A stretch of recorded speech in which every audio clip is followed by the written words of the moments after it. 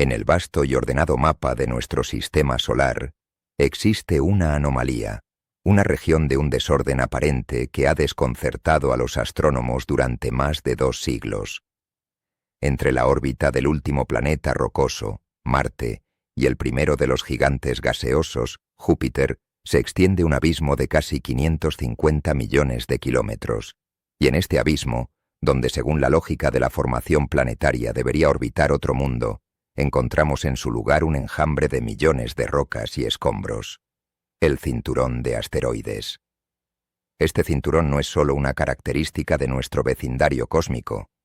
Es la escena de un crimen, el vestigio de un misterio que apunta a un evento de una violencia o una frustración monumental en el pasado distante de nuestro sistema solar. Durante 200 años, 2 teorías contrapuestas han intentado explicar su existencia.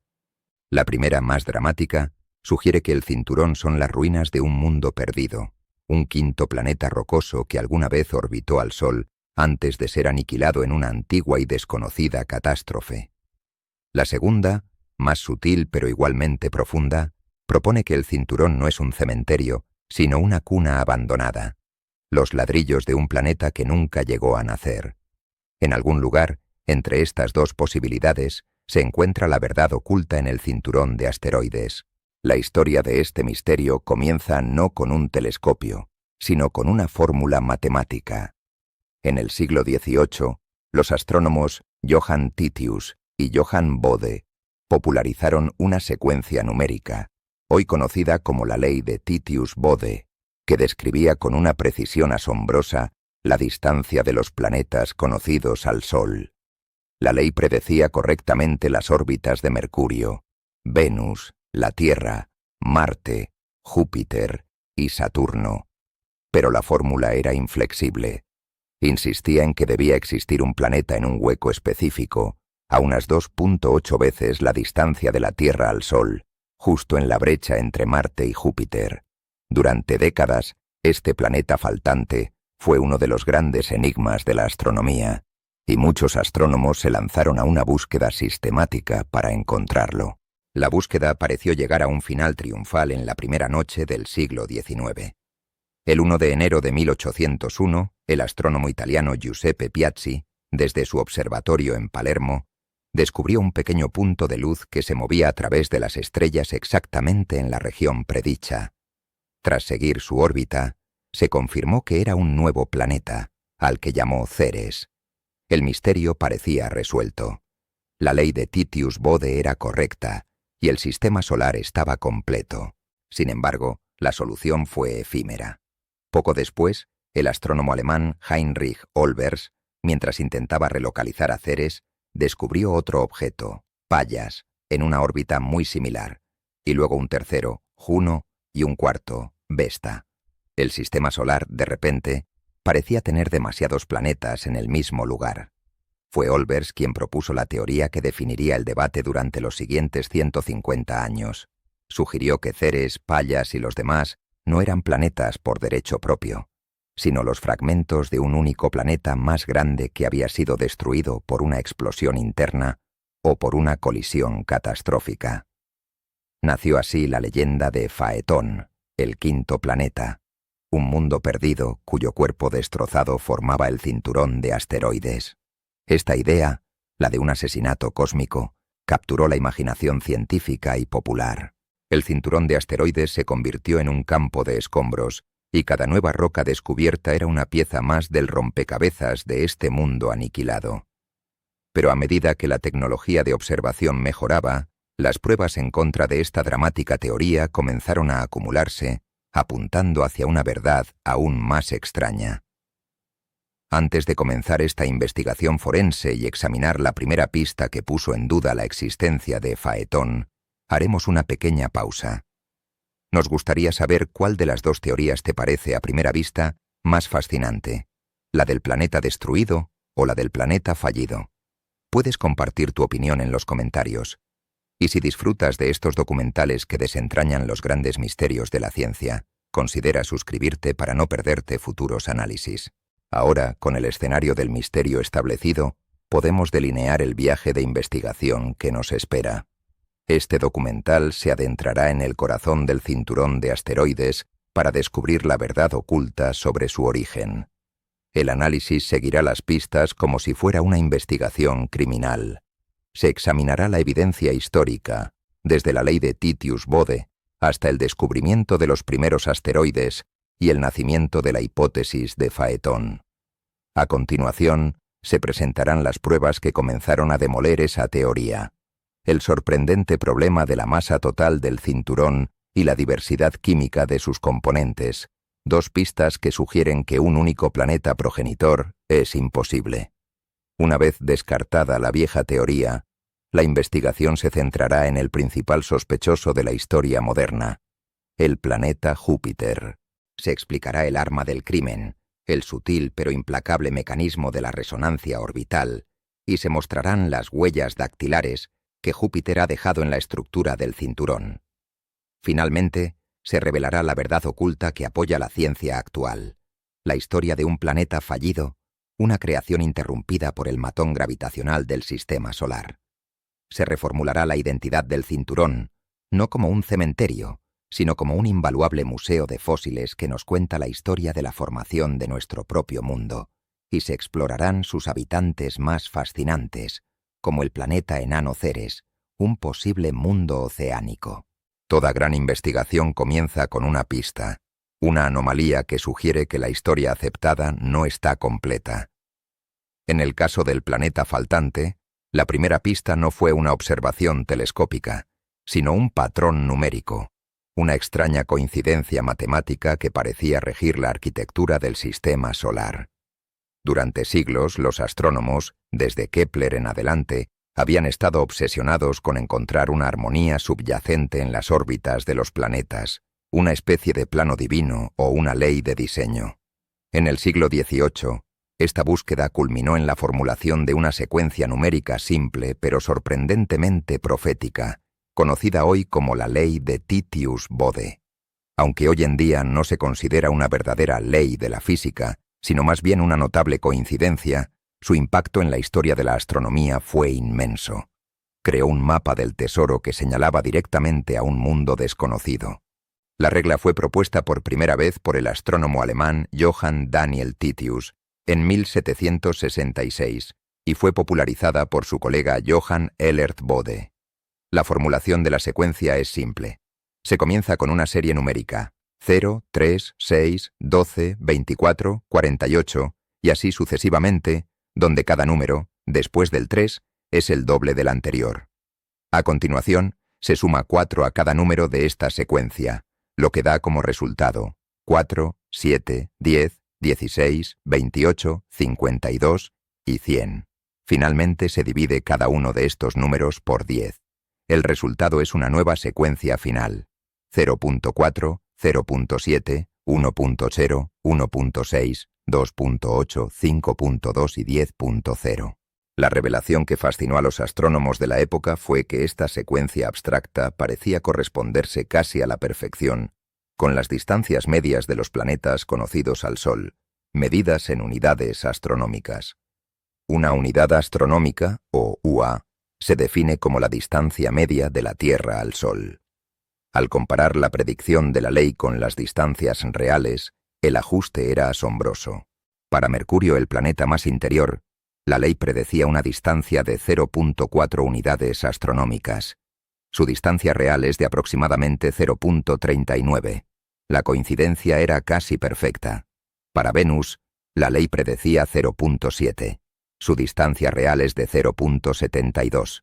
De nuevo, un ajuste excelente. Para la Tierra la ley predecía 1.0, lo cual era correcto por definición. Para Marte, la ley predecía 1.6. Su distancia real es de aproximadamente 1.52. Y para los gigantes gaseosos, la ley seguía funcionando. Para Júpiter predecía 5.2, una coincidencia casi exacta con su distancia real. Para Saturno predecía 10.0, su distancia real es de aproximadamente 9.5. Este patrón era demasiado preciso para ser ignorado. Parecía que Titius y Bode habían tropezado con una regla fundamental de la construcción del sistema solar. Pero había una anomalía flagrante. La secuencia numérica insistía en que debía haber un planeta a una distancia de 2.8 unidades astronómicas del Sol, en el vasto y aparentemente vacío espacio entre las órbitas de Marte y Júpiter. En ese lugar no se conocía ningún planeta. Para los defensores de la ley, esta no era una prueba en su contra, sino una predicción audaz. La ley no estaba equivocada. Simplemente, los astrónomos aún no habían encontrado el planeta que debía estar allí. La confianza en esta predicción se vio inmensamente reforzada en 1781, cuando el astrónomo William Herschel descubrió un nuevo planeta más allá de Saturno, Urano. La comunidad astronómica contuvo la respiración mientras se calculaba su órbita. Si la órbita de Urano se ajustaba a la ley, ésta quedaría reivindicada. El siguiente número en la secuencia de Titius-Bode era 19.6. La distancia real de Urano al Sol resultó ser de unas 19.2 unidades astronómicas. La coincidencia era de nuevo espectacular. La ley había predicho con éxito la existencia y la ubicación de un planeta que había permanecido oculto durante toda la historia humana. Este éxito transformó la búsqueda del planeta a 2.8 unidades astronómicas de una especulación a una empresa científica seria y organizada. A finales del siglo XVIII, un grupo de astrónomos europeos, liderado por el barón Franz Xaver von Zach, formó un club informal que se autodenominaba la Policía Celestial. Su único y declarado objetivo era llevar a cabo una búsqueda sistemática y coordinada del cielo a lo largo de la eclíptica para encontrar este mundo perdido. Dividieron el cielo en 24 zonas y se asignaron la tarea de patrullar su sector en busca del esquivo planeta. Por lo tanto, al entrar en el siglo XIX, el escenario estaba preparado. La comunidad astronómica no solo sospechaba, sino que esperaba activamente encontrar un nuevo planeta. La pista matemática era clara y había sido validada por el descubrimiento de Urano. El mapa del tesoro tenía una X claramente marcada en el espacio entre Marte y Júpiter. La única pregunta que quedaba era quién sería el primero en desenterrar el tesoro. La respuesta, sin embargo, no vendría de la organizada Policía Celestial, sino de un descubrimiento casual realizado por un solo hombre en la primera noche del nuevo siglo, un hallazgo que al principio parecería resolver el misterio, pero que en realidad lo haría mucho más profundo. A finales del año 1800, el escenario estaba preparado para uno de los grandes descubrimientos de la astronomía. La ley de Titius-Bode, reforzada por el hallazgo de Urano, había proporcionado un mapa que señalaba un tesoro celestial oculto. La Policía Celestial, un grupo de los astrónomos más prominentes de Europa, había organizado una búsqueda sistemática y colaborativa para encontrar el planeta que, según las matemáticas, debía orbitar a 2.8 unidades astronómicas del Sol. La comunidad científica esperaba con expectación el anuncio de su inevitable hallazgo. Sin embargo, la historia de la ciencia está llena de ironías, y el descubrimiento del mundo perdido no vendría de este esfuerzo organizado, sino del trabajo paciente y solitario de un astrónomo en Italia que no estaba buscando un planeta en absoluto. Ese astrónomo era Giuseppe Piazzi, un monje, matemático y director del Observatorio de Palermo, en Sicilia. A diferencia de la Policía Celestial, Piazzi no estaba inmerso en una búsqueda grandiosa. Su trabajo a finales de 1800 era una tarea mucho más metódica y menos glamurosa, la compilación de un nuevo y preciso catálogo de estrellas. Su objetivo era verificar y corregir la posición de miles de estrellas, un trabajo que requería una paciencia y una atención al detalle inmensas. En la noche del 1 de enero de 1801, la primera noche del siglo XIX, Piazzi apuntó su telescopio hacia la constelación de Tauro. Estaba verificando las entradas de un catálogo estelar existente. En el proceso, notó un pequeño punto de luz, similar a una estrella, que no aparecía en ninguna de sus cartas celestes. No era inusual encontrar errores en los catálogos de la época, pero la formación científica de Piazzi le impulsó a ser meticuloso. Anotó su posición y decidió volver a observarlo la noche siguiente para confirmar si se trataba de un simple error en el catálogo. La noche del 2 de enero, volvió a apuntar su telescopio a la misma región y descubrió que el objeto se había movido. El desplazamiento era pequeño, pero inconfundible contra el fondo de las estrellas fijas. Este movimiento era la prueba definitiva de que el objeto no era una estrella distante, sino un cuerpo que pertenecía a nuestro propio sistema solar. La suposición inicial de Piazzi, como era común en la época ante el hallazgo de un objeto nuevo y móvil, fue que había descubierto un cometa. Anunció su descubrimiento como tal, pero en sus notas privadas expresó sus dudas. Durante las siguientes semanas, Piazzi continuó siguiendo el objeto noche tras noche. Notó dos características inusuales. En primer lugar, el objeto se movía mucho más lento de lo que se esperaría de un cometa. En segundo lugar, y más importante, carecía de la apariencia difusa o nebulosa de un cometa. No tenía coma ni cola. Era un punto de luz nítido y estelar, pero se movía. Piazzi comenzó a sospechar que había encontrado algo mucho más significativo. Su investigación se vio interrumpida de forma dramática. Antes de que pudiera acumular suficientes observaciones para que los matemáticos pudieran calcular una órbita fiable, Piazzi cayó enfermo. Durante varias semanas no pudo acceder a su observatorio. Para cuando se recuperó, el objeto se había movido en su órbita hasta un punto en el que se encontraba demasiado cerca del Sol en el cielo terrestre, haciéndolo invisible en el resplandor del amanecer y el atardecer. El nuevo mundo, fuera lo que fuera, se había perdido. La noticia de las observaciones de Piazzi se había extendido por Europa, y la comunidad astronómica estaba en un estado de gran expectación. El problema era que el arco orbital que Piazzi había logrado trazar era muy corto, abarcando solo unos pocos grados del cielo. Con los métodos matemáticos de la época era casi imposible calcular una órbita completa y precisa a partir de tan pocos datos. Parecía que el objeto permanecería perdido hasta que, por casualidad, fuera redescubierto en el futuro. Fue entonces cuando un joven matemático alemán de 24 años, llamado Carl Friedrich Gauss, se enteró del problema. Gauss, que se convertiría en uno de los más grandes matemáticos de la historia, había desarrollado recientemente un nuevo y poderoso método para el cálculo de órbitas a partir de un número mínimo de observaciones. Aplicó su método a los datos de Piazzi y en cuestión de unas pocas semanas de trabajo intenso, produjo una predicción de la órbita del objeto perdido. Su cálculo indicaba dónde deberían apuntar los telescopios a finales de ese año para volver a encontrarlo cuando emergiera del resplandor del Sol. La predicción de Gauss fue distribuida a los astrónomos de toda Europa. La noche del 31 de diciembre de 1801, exactamente un año después de la observación inicial de Piazzi, Franz Xaver von Zach, el mismo astrónomo que había organizado la policía celestial, apuntó su telescopio a la posición predicha por Gauss y encontró el objeto. Unos días después, Heinrich Olbers confirmó la observación de forma independiente. El nuevo mundo había sido recuperado. Piazzi, como descubridor, tenía el derecho de nombrarlo. Lo llamó Ceres Ferdinandea, en honor a Ceres, la diosa romana patrona de Sicilia, y al rey Fernando de Nápoles y Sicilia. El Ferdinandea fue posteriormente eliminado por razones políticas. Cuando se calculó la órbita completa de Ceres, la emoción se apoderó de la comunidad astronómica. Su distancia media al Sol era de 2.77 unidades astronómicas. La ley de Titius-Bode había predicho un planeta a 2.8. La coincidencia era casi perfecta. Por un breve y glorioso momento, el misterio parecía resuelto. La ley matemática había sido reivindicada una vez más. El planeta faltante había sido encontrado, y el sistema solar parecía ser un lugar ordenado y completo. Sin embargo, esta sencilla y satisfactoria solución estaba a punto de desmoronarse, abriendo la puerta a un misterio mucho más profundo y duradero.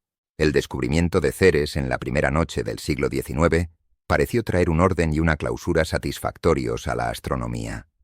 La elegante predicción matemática de la ley de Titius-Bode había sido confirmada de manera espectacular. El planeta faltante había sido localizado, y el mapa del sistema solar parecía, por fin, completo y comprensible. Esta sensación de orden, sin embargo, duraría poco más de un año. La solución simple y ordenada al misterio del hueco entre Marte y Júpiter estaba a punto de ser demolida por una serie de nuevos descubrimientos que transformarían la narrativa de una simple búsqueda a una compleja investigación forense, dando origen a una de las leyendas más duraderas y dramáticas de la ciencia planetaria, la teoría de un planeta destruido. El protagonista de este nuevo capítulo fue el astrónomo alemán Heinrich Wilhelm Olbers. Al igual que Piazzi, Olbers no era un astrónomo profesional en el sentido moderno. Era un médico de éxito en Bremen que dedicaba sus noches a una pasión meticulosa por la observación del cielo. Tras la recuperación de Ceres a finales de 1801, Olbers, como muchos otros astrónomos, se dedicó a seguir la órbita del nuevo planeta. Mientras realizaba estas observaciones de seguimiento en marzo de 1802, notó algo extraño en el mismo campo de visión. Había otro objeto de apariencia estelar, no registrado en sus cartas, que también se movía noche tras noche contra el fondo de las estrellas fijas. Al principio, Olbers pensó que podría haber cometido un error en sus observaciones de Ceres, pero tras un seguimiento cuidadoso, confirmó que se trataba de un segundo objeto completamente nuevo. Cuando los matemáticos, de nuevo liderados por el genio de Carl Friedrich Gauss, calcularon la órbita de este nuevo cuerpo, al que Olbers llamó Pallas, se encontraron con una situación que sacudió los cimientos de la astronomía. La órbita de Pallas tenía una distancia media al Sol casi idéntica a la de Ceres. El sistema solar, que se suponía que era un mecanismo de relojería ordenado, con cada planeta en su propio y claro carril orbital, de repente tenía dos planetas compartiendo el mismo espacio. Esto era una violación de todo lo que se creía saber sobre la arquitectura planetaria. ¿Cómo era posible? Fue el propio Olbers quien propuso una solución audaz y dramática para este enigma.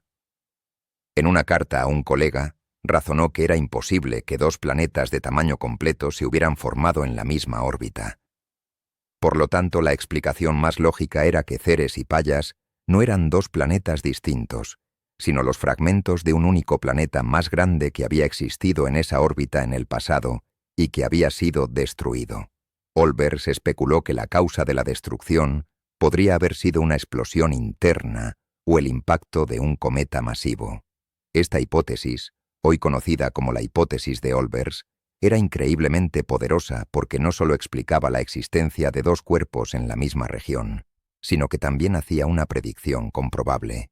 Si su teoría era correcta, entonces deberían existir más fragmentos de este planeta destrozado, y sus órbitas probablemente se cruzarían en la misma región del espacio donde ocurrió la catástrofe original. Olbers instó a los astrónomos a buscar intensamente en estas zonas de intersección.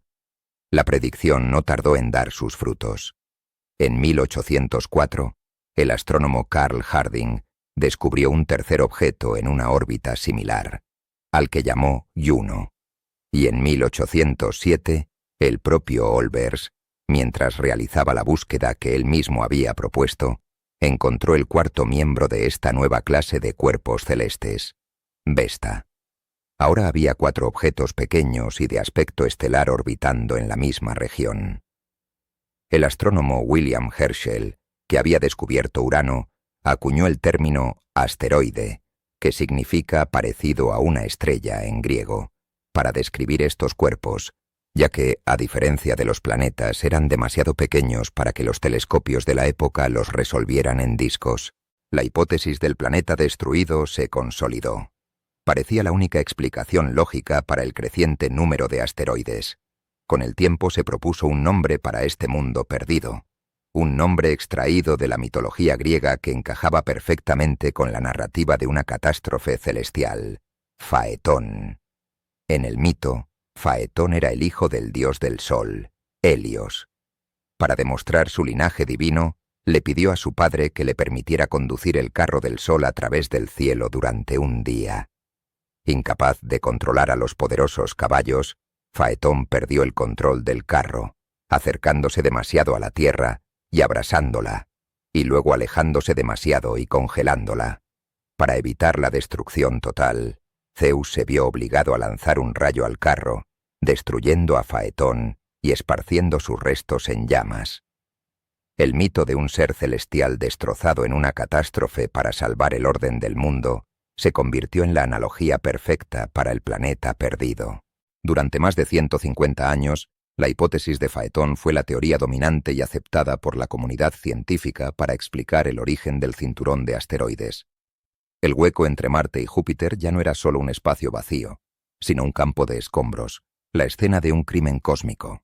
La búsqueda de nuevos asteroides se convirtió en una especie de arqueología celestial, un intento de encontrar más piezas del cuerpo destrozado de este mundo antiguo. La simple y elegante solución del descubrimiento de Ceres había sido reemplazada por un misterio mucho más grandioso, violento y cautivador. Con la hipótesis de Heinrich Olbers firmemente establecida, la naturaleza del misterio entre Marte y Júpiter cambió para siempre. La región ya no era la ubicación de un planeta perdido, sino la escena de un crimen cósmico. La teoría del planeta destruido, Faetón, era una narrativa tan poderosa y completa que se convirtió en el paradigma científico dominante durante más de un siglo. Para los astrónomos del siglo XIX y principios del XX, la pregunta ya no era ¿qué hay en ese hueco?, sino ¿cuántos fragmentos del planeta destruido podemos encontrar? Esta nueva perspectiva desencadenó una era de descubrimientos, una verdadera fiebre del oro astronómica, donde la búsqueda y catalogación de asteroides se convirtió en una de las tareas más activas y competitivas de la astronomía observacional. Después del descubrimiento de los primeros 4 asteroides, Ceres, Pallas, Juno y Vesta, entre 1801 y 1807, hubo una pausa desconcertantemente larga.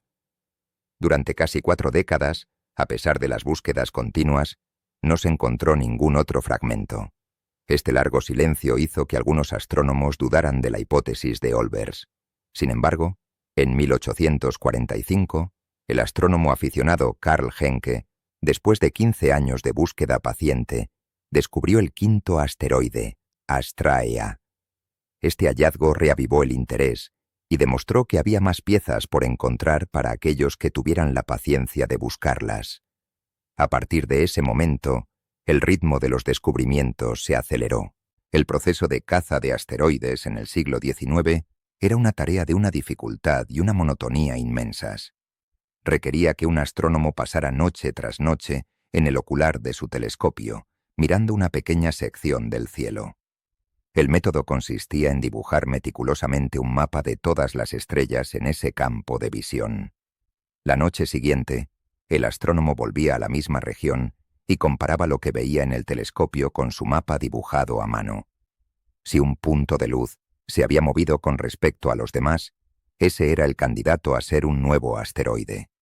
Era un trabajo lento, agotador y propenso a errores, una búsqueda de agujas móviles en un pajar cósmico. A pesar de las dificultades, para el año 1890, el número de asteroides conocidos había superado los 300. Fue en ese momento cuando una revolución tecnológica transformó por completo la búsqueda: la astrofotografía. El astrónomo alemán Max Wolf fue el pionero en aplicar la fotografía a la caza de asteroides. En lugar de pasar horas mirando por un ocular, Wolf acoplaba una placa fotográfica a un telescopio de campo amplio y realizaba una larga exposición, a veces de varias horas, mientras el mecanismo de relojería del telescopio seguía el movimiento aparente de las estrellas para evitar que salieran borrosas. El resultado de esta técnica fue revolucionario. En la placa fotográfica desarrollada, las estrellas distantes, al estar efectivamente fijas en el cielo, aparecían como puntos de luz nítidos y redondos. Sin embargo, un asteroide, al estar mucho más cerca y moverse en su propia órbita alrededor del Sol, se desplazaba lentamente contra el fondo de estrellas durante el tiempo de exposición. Como resultado, en la fotografía, el asteroide no dejaba la marca de un punto, sino la de una pequeña línea o trazo de luz. La tarea del cazador de asteroides cambió de la noche a la mañana.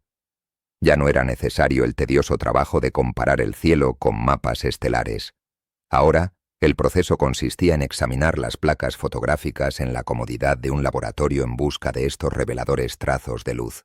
Esta nueva técnica multiplicó la eficiencia de la búsqueda por un factor de cientos. El propio Max Wolf descubrió 248 asteroides, comenzando con 332 Brugildia en 1891. La caza de asteroides se industrializó. Observatorios de todo el mundo se unieron al esfuerzo, y el número de cuerpos conocidos en el cinturón creció exponencialmente. A principios del siglo XX ya se habían catalogado miles. Paradójicamente, esta explosión de descubrimientos sirvió para cimentar aún más la hipótesis del planeta destruido en la conciencia científica y popular. Cada nuevo trazo en una placa fotográfica se interpretaba como otra pieza del rompecabezas de Phaeton. El hecho de que hubiera tantos miles, y potencialmente millones, de estos cuerpos parecía confirmar que solo la desintegración cataclísmica de un planeta podría haber creado tal cantidad de escombros. El cinturón de asteroides, ahora conocido por ser un enjambre de miles de objetos, se consolidó en la imaginación como el vasto y desordenado cementerio de un mundo perdido. Sin embargo, la misma avalancha de datos que parecía confirmar la teoría de Phaeton también comenzó a revelar sus primeras y sutiles inconsistencias. A medida que los astrónomos acumulaban información no solo sobre el número de asteroides, sino también sobre la forma y la inclinación de sus órbitas, empezaron a notar que no estaban distribuidos al azar. Los asteroides parecían agruparse en familias, grupos de objetos que compartían características orbitales similares, sugiriendo que podrían haberse originado a partir de colisiones más pequeñas y localizadas, en lugar de una única explosión primordial. Además, a medida que las técnicas para estimar el tamaño y el albedo de los asteroides mejoraban, los astrónomos podían empezar a hacer un cálculo más preciso de la masa total de todos estos fragmentos. Y las cifras que empezaron a surgir eran inquietantemente bajas. El gran y sólido edificio de la teoría de Phaeton, que había dominado la astronomía durante más de un siglo, estaba a punto de enfrentarse a su primera gran prueba, una prueba basada en el más simple de los argumentos, la contabilidad. Durante más de un siglo, la teoría de Phaeton, el planeta destruido, reinó como la explicación principal para el cinturón de asteroides. Cada nuevo descubrimiento de un asteroide parecía añadir otra pieza al rompecabezas de este mundo perdido. La astronomía del siglo XIX se centró en la tarea de la caza, en encontrar y catalogar tantos de estos fragmentos como fuera posible. Sin embargo, a medida que la astronomía del siglo XX maduró, el enfoque comenzó a cambiar. Ya no bastaba con contar los asteroides, era necesario caracterizarlos. Los astrónomos comenzaron a hacerse preguntas más profundas. ¿De qué están hechos? ¿Cuál es su tamaño real? Y la pregunta más importante de todas, ¿cuánta masa representan en su totalidad? Fue la respuesta a esta última pregunta, una simple cuestión de contabilidad cósmica, la que asestó el primer golpe fatal y casi definitivo a la dramática historia de Phaeton. Determinar la masa total de un enjambre de millones de objetos, la mayoría de los cuales son demasiado pequeños y oscuros para ser vistos, es una tarea de una complejidad inmensa. El proceso se asemeja a realizar un censo de una vasta y remota selva. No se puede contar cada árbol individualmente, pero se pueden utilizar diversas técnicas para llegar a una estimación muy precisa. El primer paso consistió en medir la masa de los gigantes del cinturón. La masa de los asteroides más grandes, como Ceres y Vesta, pudo ser determinada con una precisión razonable al observar su influencia gravitacional sobre objetos más pequeños. Cuando un asteroide más pequeño pasaba cerca de uno de estos gigantes, su trayectoria se desviaba ligeramente. Midiendo esta desviación, los astrónomos podían calcular la masa del objeto más grande que la había causado. Más tarde, en la era espacial, las misiones de naves espaciales, como la sonda Dawn, pudieron medir la masa de estos cuerpos con una precisión exquisita al entrar en órbita a su alrededor. Estos primeros cálculos ya revelaron un hecho importante. La gran mayoría de la masa del cinturón estaba concentrada en solo unos pocos objetos. Ceres por sí solo contiene aproximadamente un tercio de la masa total de todo el cinturón. El segundo paso fue estimar la masa de los millones de objetos más pequeños. Para ello, los astrónomos utilizan un método de muestreo estadístico.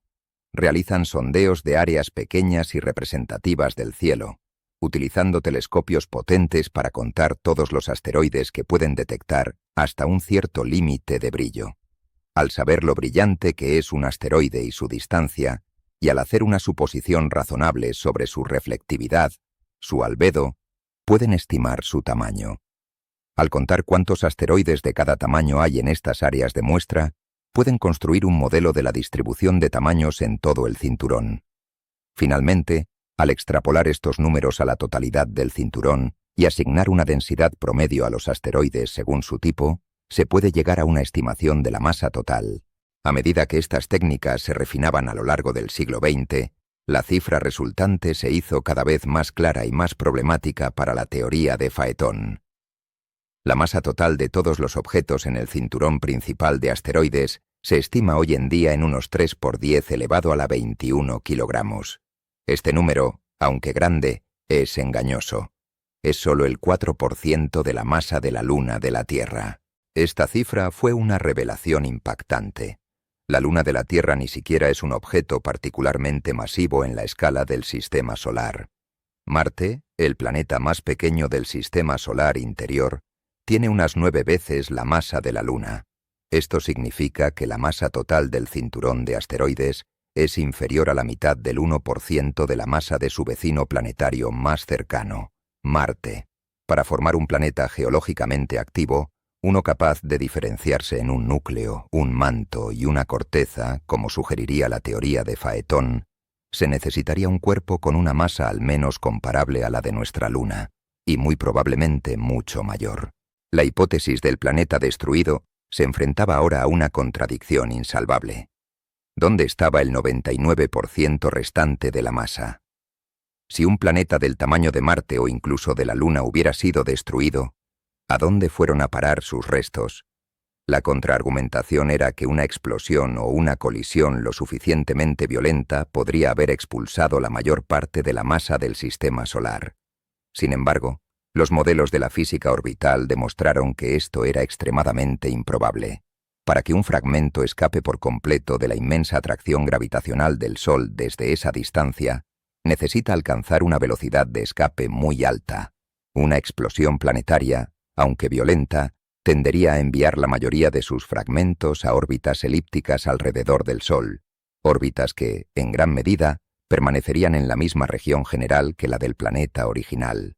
Si bien parte de la masa podría haber sido expulsada, es físicamente muy difícil justificar la desaparición de más del 99% del planeta.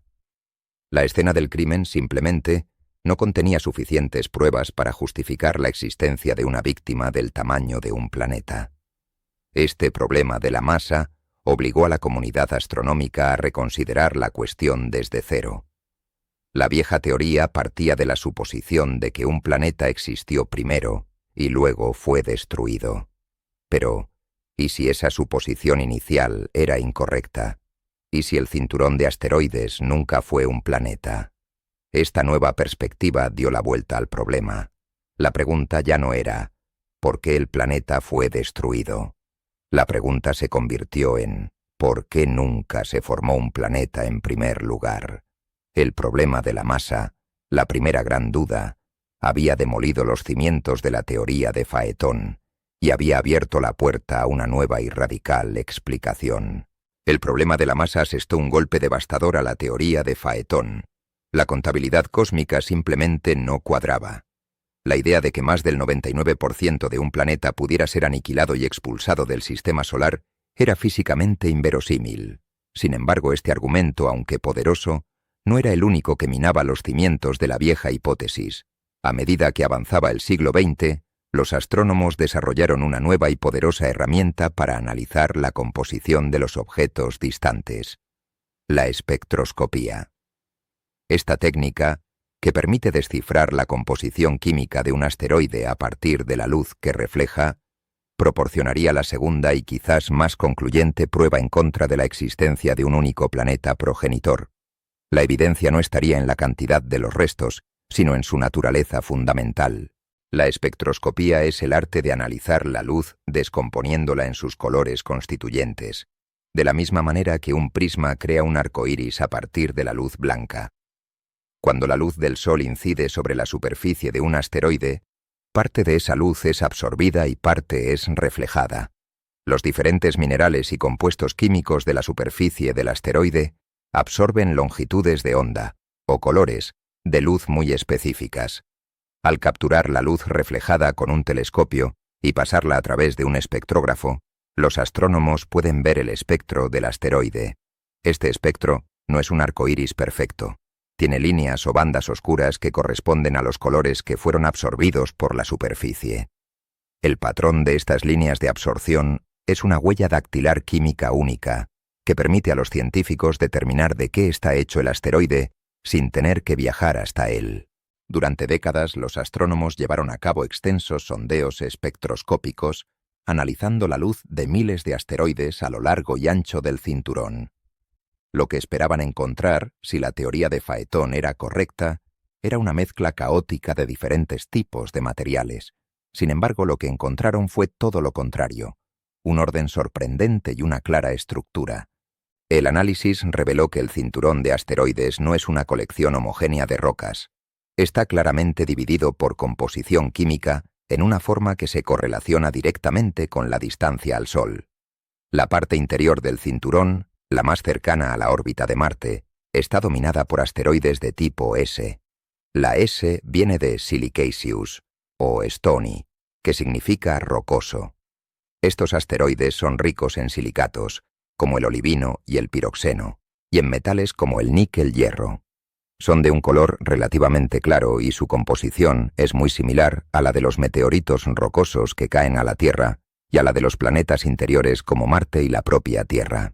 Por otro lado, la parte exterior del cinturón, más cercana a la órbita de Júpiter, está dominada por una clase completamente diferente de objetos, los asteroides de tipo C. La C viene de carbonaceous o carbonáceo. Estos asteroides son extremadamente oscuros, reflejando muy poca luz solar, y su composición es rica en compuestos de carbono y, lo que es más importante, en minerales hidratados y hielos. Su composición es mucho más parecida a la de los cometas y a la del material que se encuentra en el sistema solar exterior. A grandes rasgos, el cinturón de asteroides pasa de ser rocoso y seco en su borde interior a ser oscuro y rico en volátiles en su borde exterior. Esta clara gradiente composicional fue la segunda contradicción fatal para la hipótesis del planeta destruido. Para entender por qué, es necesario considerar lo que le sucede a un planeta cuando se forma. Un cuerpo lo suficientemente masivo como para ser considerado un planeta se calienta durante su formación, debido al calor de los impactos de acreción y a la desintegración de elementos radiactivos en su interior. Este calor hace que el planeta se derrita y se diferencie. Es un proceso en el que los materiales más pesados, como el hierro y el níquel, se hunden por la gravedad para formar un denso núcleo metálico. Los materiales rocosos más ligeros, los silicatos, flotan hacia arriba para formar un manto y una corteza. Si este planeta diferenciado fuera posteriormente destruido en una colisión cataclísmica, los fragmentos resultantes serían una mezcla caótica de todas sus partes. Habría asteroides de hierro puro provenientes del núcleo, asteroides rocosos provenientes del manto y asteroides basálticos provenientes de la corteza. Y lo más importante, estos diferentes tipos de fragmentos se habrían mezclado violentamente durante la explosión, esparciéndose por todo el cinturón. No habría ninguna razón para que todos los fragmentos del núcleo terminaran en una región y todos los de la corteza en otra. La observación de una clara gradiente de composición, donde los materiales calientes y secos están en el interior y los materiales fríos y húmedos están en el exterior, es una prueba abrumadora en contra de la idea de un único cuerpo progenitor. En cambio, esta gradiente es exactamente lo que se esperaría si los asteroides fueran los planetesimales primordiales que se formaron in situ, en sus ubicaciones actuales. En el disco protoplanetario temprano que rodeaba al Sol, había una línea de congelación, o línea de nieve. Dentro de esta línea, era demasiado caliente para que el hielo de agua y otros volátiles se condensaran, por lo que solo se formaron planetesimales rocosos. Fuera de esta línea, era lo suficientemente frío como para que estos hielos se condensaran, dando lugar a planetesimales ricos en carbono y agua. El cinturón de asteroides se encuentra a ambos lados de esta línea de nieve primordial. La evidencia química, por lo tanto, contaba una historia completamente diferente a la de Phaeton. Sugería que los asteroides no eran los restos de una tragedia, sino los bloques de construcción originales, fósiles intactos que registraban las condiciones del sistema solar primitivo. El caso contra la teoría del planeta destruido era ahora abrumador. Con dos líneas de evidencia, la falta de masa y la gradiente de composición, apuntando en su contra, La investigación del misterio del cinturón de asteroides tenía que cambiar de dirección. Ya no se trataba de encontrar los restos de la víctima, sino de identificar al culpable que impidió que la víctima llegara a nacer. Las pruebas acumuladas en contra de la hipótesis del planeta destruido, la falta de masa y la gradiente de composición química, obligaron a los astrónomos a cambiar por completo el enfoque de su investigación. El cinturón de asteroides ya no era visto como un cementerio, sino como una cuna frustrada. La pregunta ya no era qué catástrofe había aniquilado a un mundo, sino qué fuerza titánica había impedido que ese mundo llegara a nacer. Cuando los científicos buscaron un culpable, un agente capaz de ejercer una influencia tan profunda y duradera sobre una vasta región del sistema solar, solo había un sospechoso posible, un sospechoso tan masivo y tan dominante que su gravedad dicta las reglas de todo su vecindario, el planeta Júpiter.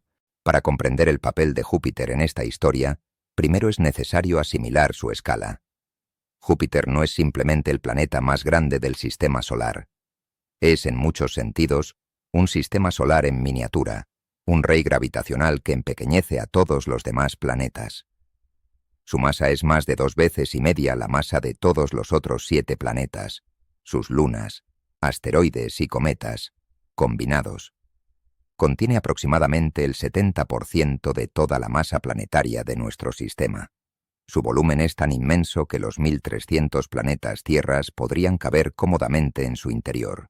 Esta masa colosal se traduce en un campo gravitatorio de un poder abrumador, una esfera de influencia que se extiende por cientos de millones de kilómetros en todas las direcciones.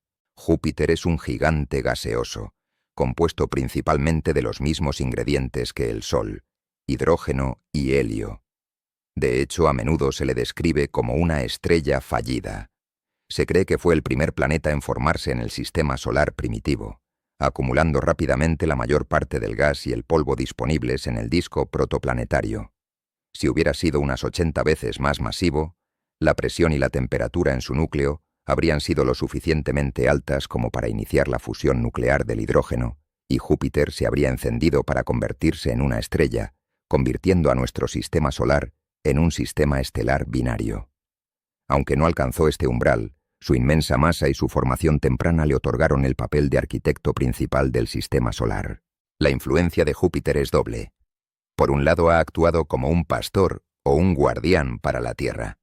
Su pozo de gravedad es tan profundo que ha actuado como una aspiradora cósmica, atrayendo o desviando innumerables cometas y asteroides provenientes del sistema solar exterior que, de otro modo, podrían haber puesto en peligro la vida en los planetas interiores. El ejemplo más espectacular de este papel protector ocurrió en 1994, cuando el cometa Shoemaker-Levy 9, capturado y desgarrado por la gravedad de Júpiter, se estrelló contra su atmósfera en una serie de impactos que dejaron cicatrices del tamaño de la Tierra. Sin embargo, para la región del espacio que se encuentra justo a su lado, la influencia de Júpiter no ha sido la de un guardián, sino la de un matón. Las simulaciones modernas de la formación del sistema solar sugieren un pasado aún más violento para el gigante gaseoso, a través de una teoría conocida como la hipótesis del gran viraje, Grand Tack Hypothesis. Esta teoría postula que en los primeros millones de años del sistema solar, Júpiter no se formó en su órbita actual. En cambio, migró lentamente hacia el interior, acercándose al Sol hasta alcanzar una órbita similar a la que hoy ocupa Marte. Durante esta migración hacia el interior, su inmensa gravedad habría actuado como una bola de demolición, barriendo y dispersando la mayor parte del material de planetesimales en la región donde hoy se encuentra el cinturón de asteroides. También habría perturbado la formación de Marte, explicando por qué este planeta es curiosamente mucho más pequeño de lo que los modelos predicen. Según esta hipótesis, la migración de Júpiter hacia el interior fue detenida y revertida por la influencia de Saturno, que también se estaba formando y migrando. La interacción gravitacional entre los dos gigantes gaseosos los enganchó en una resonancia y los hizo virar, como un velero que cambia de rumbo, iniciando una migración hacia el exterior hasta sus posiciones actuales y estables. Aunque sigue siendo una hipótesis, el gran viraje explica muchas características peculiares de nuestro sistema solar y pinta a Júpiter no como un vecino tranquilo, sino como un agente del caos en su juventud. Independientemente de si esta migración ocurrió o no, la simple presencia de Júpiter en su órbita actual es suficiente para explicar por qué nunca se formó un planeta en el cinturón de asteroides. Su dominio gravitacional es tan absoluto que impidió el delicado proceso de acreción. El gigante gaseoso se convirtió en el principal sospechoso no de un asesinato, sino de una creación interrumpida.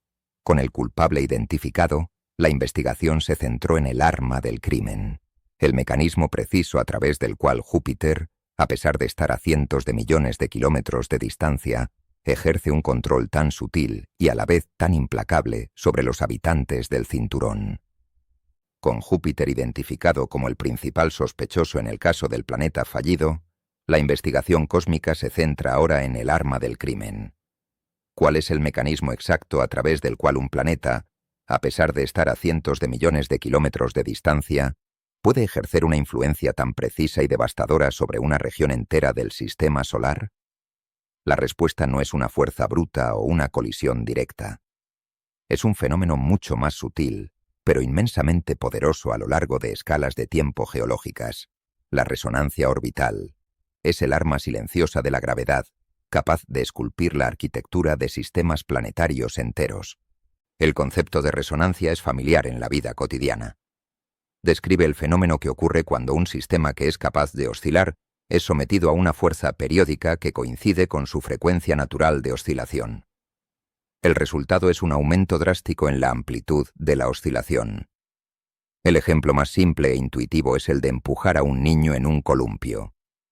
El columpio tiene un periodo natural, el tiempo que tarda en ir y volver. Si se empuja el columpio en momentos aleatorios, el esfuerzo será ineficaz. A veces se empujará en la dirección correcta y a veces en la incorrecta, contrarrestando el movimiento. Sin embargo, si se sincronizan los empujones para que coincidan con el punto más alto del recorrido del columpio, cada pequeño empujón añade energía al sistema de forma acumulativa. Con cada ciclo, el columpio llegará más y más alto. Una serie de pequeños impulsos, aplicados en el momento justo, produce un efecto dramáticamente grande. Este mismo principio se aplica a las estructuras, como un puente que puede colapsar si una fuerza rítmica, como la marcha de soldados, coincide con su frecuencia de resonancia, o a un vaso de cristal que puede estallar si una nota musical coincide con su frecuencia vibratoria natural. En el sistema solar, este principio se manifiesta como resonancia orbital. Cada objeto en órbita tiene un período, el tiempo que tarda en dar una vuelta completa al Sol. El período orbital de Júpiter es de aproximadamente 11.86 años terrestres. Los asteroides en el cinturón también tienen sus propios periodos orbitales, que dependen de su distancia al Sol. Cuando el período orbital de un asteroide es una fracción simple del período de Júpiter, se dice que ambos cuerpos están en una resonancia de movimiento medio. Por ejemplo, consideremos una de las resonancias más importantes en el cinturón, la resonancia 3A1. Un asteroide en esta órbita completa exactamente 3 vueltas alrededor del Sol, en el mismo tiempo que Júpiter completa una. Esto significa que cada 12 años aproximadamente, el asteroide y Júpiter se encontrarán en la misma configuración relativa en sus órbitas. Como resultado, el asteroide recibe un tirón gravitacional de Júpiter en el mismo punto de su órbita, una y otra vez, en cada ciclo. Al igual que el empujón sincronizado en el columpio, este tirón gravitacional periódico, aunque pequeño individualmente, se acumula a lo largo de millones de años, transfiriendo energía a la órbita del asteroide. El efecto de esta transferencia constante de energía no es sutil. Desestabiliza la órbita del asteroide. Con el tiempo, el tirón resonante de Júpiter estira la órbita del asteroide, aumentando su excentricidad. Una órbita de baja excentricidad es casi circular, como la de la Tierra. Una órbita de alta excentricidad es muy alargada y elíptica. Un asteroide cuya órbita se ha vuelto muy excéntrica se convierte en un peligro para sus vecinos. Su camino alargado ahora cruza las órbitas de un gran número de otros asteroides, aumentando drásticamente la probabilidad de colisiones a alta velocidad. Además, una órbita altamente excéntrica puede volverse tan alargada que el asteroide es finalmente expulsado por completo del cinturón. El tirón de Júpiter puede lanzarlo hacia el sistema solar interior, convirtiéndolo en un asteroide cercano a la Tierra, o puede expulsarlo hacia el sistema solar exterior, o incluso fuera del sistema solar por completo. La resonancia orbital, por lo tanto, actúa como un mecanismo de limpieza, creando zonas de inestabilidad o carriles prohibidos dentro del cinturón de asteroides. En el contexto de la formación planetaria, el efecto de estas resonancias fue catastrófico. Durante la infancia del sistema solar, el espacio entre Marte y Júpiter estaba lleno de un denso enjambre de planetesimales, los bloques de construcción de los planetas. Cualquier planetesimal que en su deriva orbital cayera en una de estas zonas de resonancia con el ya formado Júpiter, habría visto su órbita desestabilizada rápidamente. Habría sido puesto en una trayectoria elíptica, condenado a chocar con sus vecinos o a ser expulsado del cinturón. Estas zonas de resonancia se convirtieron en zonas de no construcción. El material no podía acumularse de forma tranquila y ordenada en estas regiones para formar un protoplaneta, porque Júpiter lo barría constantemente a través de la acción implacable de la resonancia.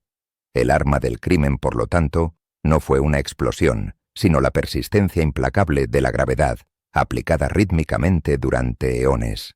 Esta teoría hace una predicción muy clara. Si este mecanismo es correcto, entonces el cinturón de asteroides hoy en día no debería ser uniforme. Debería tener cicatrices, huecos vacíos que se corresponden exactamente con estas órbitas resonantes prohibidas. La teoría de la resonancia orbital proporcionó un arma convincente para el principal sospechoso, Júpiter. Describía un mecanismo sutil y persistente a través del cual el gigante gaseoso podía desestabilizar la región del cinturón de asteroides a lo largo de eones. Sin embargo, una teoría, por muy elegante que sea, requiere de una prueba física, de una evidencia observable que la respalde. Si la resonancia orbital era realmente el arma del crimen, entonces debería haber dejado huellas imborrables en la escena del crimen, en la propia distribución de los asteroides. La teoría predecía que el cinturón no debería ser un enjambre uniforme, sino que debería estar marcado por cicatrices, por zonas vacías donde la influencia de Júpiter es más fuerte. A mediados del siglo XIX, un astrónomo estadounidense encontró exactamente esas huellas. Ese astrónomo fue Daniel Kirkwood. En un momento en que la mayoría de los cazadores de asteroides estaban centrados en el simple acto de descubrir nuevos puntos de luz, Kirkwood se interesó por la estructura del cinturón en su conjunto. En 1866, con el número de asteroides conocidos acercándose al centenar, se embarcó en un análisis estadístico. En lugar de mirar sus posiciones individuales en una noche determinada, analizó sus órbitas. Trazó un gráfico, una especie de censo, que mostraba el número de asteroides en función de su distancia media al Sol. Si los asteroides fueran los restos de una única explosión, como sugería la teoría de Phaeton, se esperaría una distribución más o menos suave, con un pico alrededor de la órbita del planeta original. Lo que Kirkwood encontró fue algo completamente diferente y mucho más estructurado. El gráfico mostraba que, efectivamente, la mayoría de los asteroides se agrupaban en una banda ancha. Pero esta banda no era continua. Estaba interrumpida por varias brechas prominentes y nítidas, zonas donde el número de asteroides caía a casi cero. Eran como los surcos vacíos en un disco de vinilo. Kirkwood, un brillante matemático, se dio cuenta de que estas brechas no estaban ubicadas al azar. Calculó las órbitas que corresponderían a estas zonas vacías y descubrió su secreto. Las ubicaciones de las brechas coincidían perfectamente con las resonancias orbitales de Júpiter. Estos vacíos, que hoy se conocen en su honor como los huecos de Kirkwood, son la prueba irrefutable de la acción de la resonancia.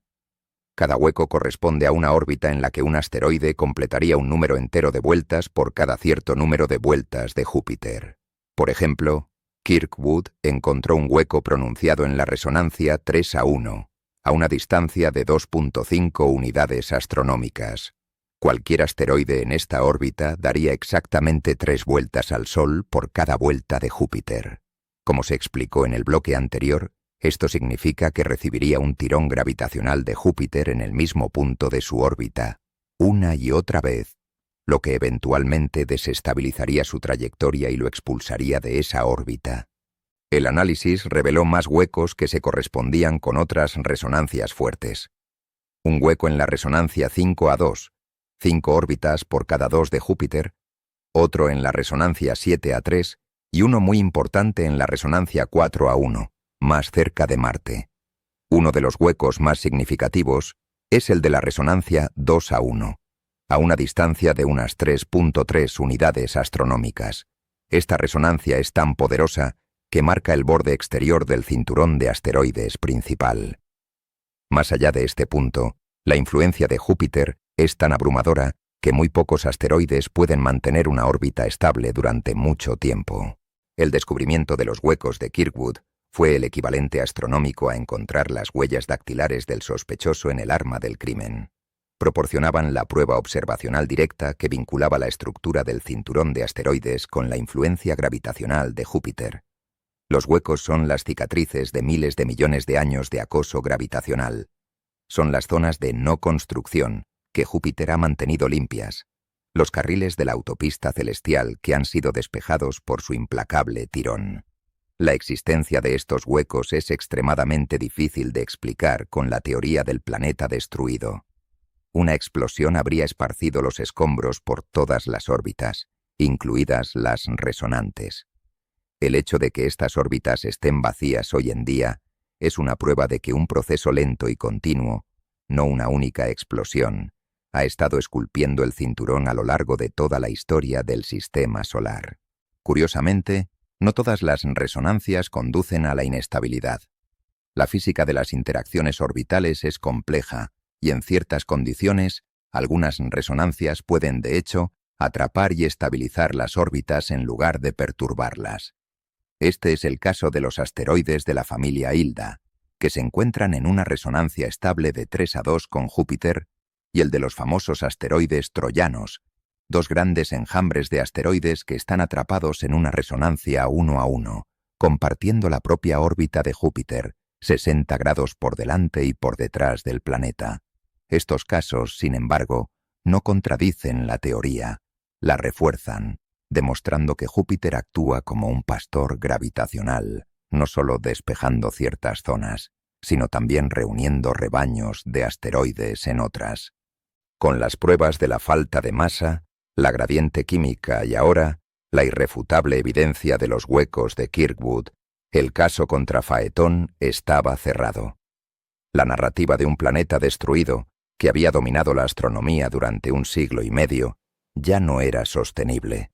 La evidencia acumulada apuntaba de forma abrumadora en una dirección diferente. Era el momento de formular una nueva teoría que pudiera explicar todas estas pistas, la teoría de un planeta fallido. La investigación sobre el origen del cinturón de asteroides ha llegado a un punto de inflexión. Las pruebas presentadas han demolido eficazmente la vieja teoría de un planeta destruido. La falta de masa, la clara gradiente de composición química y las cicatrices orbitales de los huecos de Kirkwood son tres líneas de evidencia que apuntan en la misma dirección, exculpando a una catástrofe explosiva.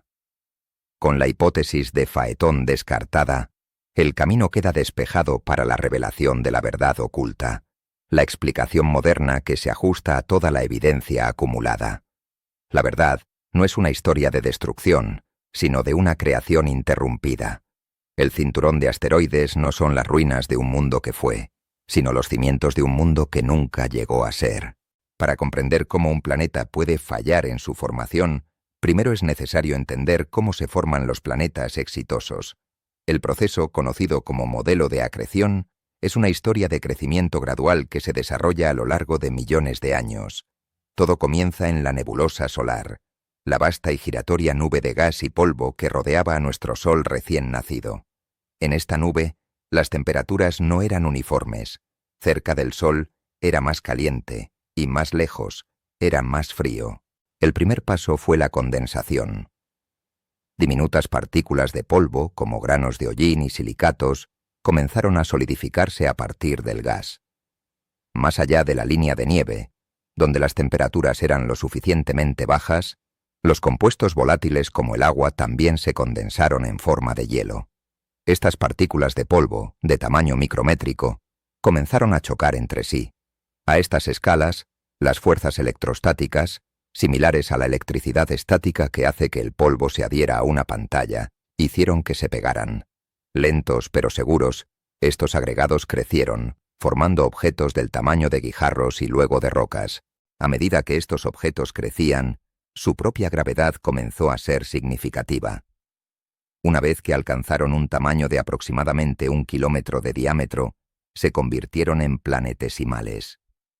Estos eran los verdaderos bloques de construcción de los planetas. Ahora su crecimiento estaba dominado por su propia atracción gravitacional. Los planetesimales más grandes comenzaron a atraer a los más pequeños, y cada colisión resultaba en un objeto de mayor tamaño. Este proceso se conoce como acrecimiento descontrolado, donde los ricos se hacen más ricos gravitacionalmente. Con el tiempo la región se despejó, dejando unos pocos cientos de cuerpos del tamaño de la Luna o de Marte, conocidos como protoplanetas. La etapa final de la formación planetaria consistió en una serie de impactos gigantes entre estos protoplanetas, que finalmente se fusionaron para formar los planetas estables que conocemos hoy. Se cree que la propia Luna de la Tierra se formó a partir de uno de estos impactos gigantes. La clave de todo este proceso de acreción es que las colisiones deben ser relativamente suaves.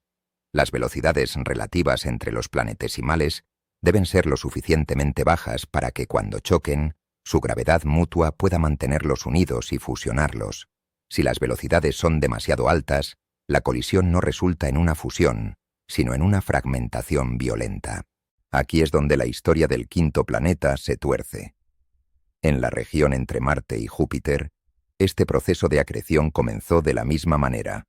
Se formaron planetesimales de material rocoso en la parte interior y de material rico en carbono y hielo en la parte exterior, exactamente como lo predice la gradiente de composición que se observa hoy. Se estaban formando los bloques de construcción de un nuevo mundo. Pero este sitio de construcción tenía un vecino inmensamente problemático, el ya casi completamente formado gigante gaseoso Júpiter. La inmensa gravedad de Júpiter comenzó a perturbar esta pacífica guardería de planetesimales. A través del mecanismo de la resonancia orbital, Júpiter comenzó a agitar gravitacionalmente la región. Su influencia era como la de una cuchara gigante removiendo un recipiente. Los tirones gravitacionales periódicos inyectaron energía en las órbitas de los planetesimales. Sus órbitas, que deberían haber sido en su mayoría circulares y coplanares para facilitar colisiones suaves, se volvieron cada vez más excéntricas, alargadas e inclinadas. Este calentamiento gravitacional tuvo una consecuencia fatal. Las velocidades relativas entre los planetesimales aumentaron drásticamente. En lugar de encontrarse a velocidades bajas, de unos pocos cientos de metros por segundo, comenzaron a chocar a velocidades de varios kilómetros por segundo. A estas velocidades, las colisiones dejaron de ser constructivas y se volvieron destructivas. Cuando dos planetesimales chocaban, el impacto era tan violento que los hacía añicos, creando fragmentos más pequeños en lugar de un cuerpo más grande. El proceso de acreción no solo se detuvo, sino que se invirtió. En lugar de un proceso de construcción, el cinturón de asteroides se convirtió en una máquina de molienda, donde los cuerpos más grandes eran constantemente erosionados y destrozados por impactos de alta velocidad, un proceso que continúa hasta el día de hoy. El planeta falló en nacer porque sus propios ladrillos se destruían unos a otros, incitados por la influencia gravitacional de su vecino gigante. La verdad oculta en el cinturón de asteroides, por lo tanto, no es una historia de destrucción planetaria, sino de sabotaje planetario. El descubrimiento de que la gravedad de Júpiter convirtió la construcción de planetas en un proceso de demolición es la clave para resolver el misterio del cinturón de asteroides. Explica por qué los planetesimales de esa región nunca pudieron unirse para formar un único y gran mundo. Sin embargo, no resuelve por completo la primera gran pista en contra de la teoría de Phaéton, el problema de la masa. Como se estableció anteriormente, la masa total del cinturón de asteroides hoy en día es sorprendentemente pequeña, apenas un 4% de la masa de la Luna de la Tierra. Si el cinturón representa los bloques de construcción de un planeta fallido, ¿por qué hay tan pocos bloques? La respuesta revela la segunda y aún más dramática fase de la influencia de Júpiter. El gigante gaseoso no solo saboteó el proyecto de construcción, sino que también procedió a expulsar a la inmensa mayoría de los trabajadores y los materiales del sitio. Este proceso de limpieza masiva, conocido como el Gran Exilio, también es una consecuencia directa de la resonancia orbital y las perturbaciones gravitacionales. Como se vio, los huecos de Kirkwood son zonas de inestabilidad donde la órbita de cualquier asteroide se vuelve cada vez más excéntrica o alargada.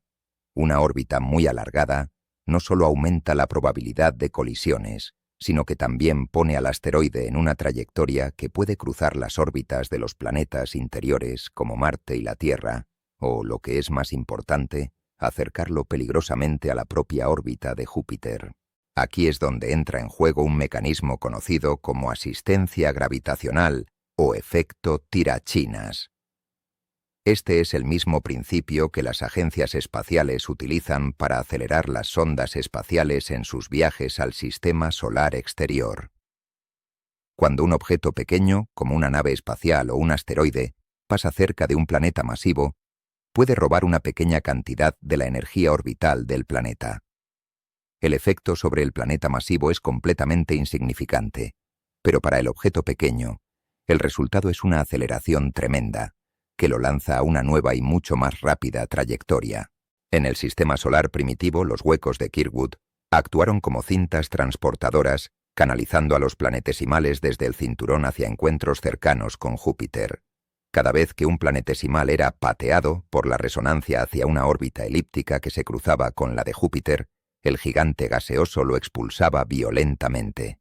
Algunos de estos cuerpos fueron lanzados hacia el interior del sistema solar, contribuyendo a un periodo de intenso bombardeo sobre los planetas rocosos, pero la gran mayoría recibió un impulso gravitacional tan masivo que alcanzó la velocidad de escape del Sol y fue expulsado por completo del sistema solar, condenado a vagar por el espacio interestelar como un objeto huérfano.